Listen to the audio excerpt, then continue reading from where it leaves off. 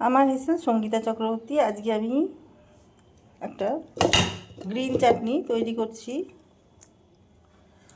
এর মধ্যে 1 আঁটি মতন পুদিনা পাতা আছে, 1 আঁটি ধনে পাতা, ধনেটা একটু বেশি আছে, আদা,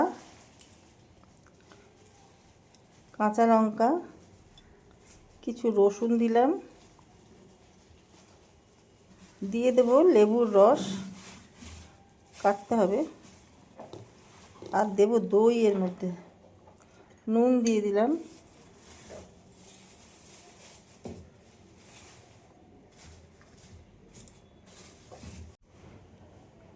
দেখো দিয়ে দেব লেবুর রস, একটা লেবুর রস, কাঁচা বাদাম, দিয়ে দেব দই,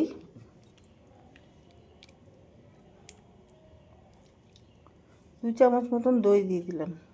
পরিমাণ বুঝে আমি জল দিয়ে দিলাম অল্প করে। এবার আমি এটা পেস্ট করে নেব। কিছু নারকেল দিয়ে দিলাম, কিছুটা অল্প করে। এটা তোমরা স্কিপও করতে পারো। এখানে একটা প্যান রেখেছি আমি, এটা হচ্ছে তরকা প্যান। এর মধ্যে আমি একটু তেল দিয়ে দিলাম, দিয়ে দেব সর্ষে, আর দিয়ে দেব 2টো শুকনো লঙ্কা ছিঁড়ে।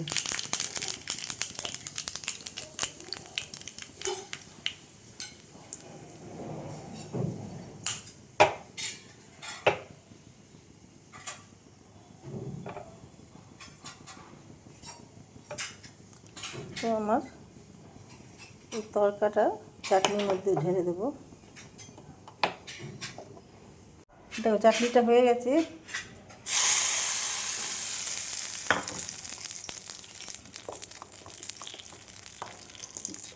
মিশিয়ে দিলাম।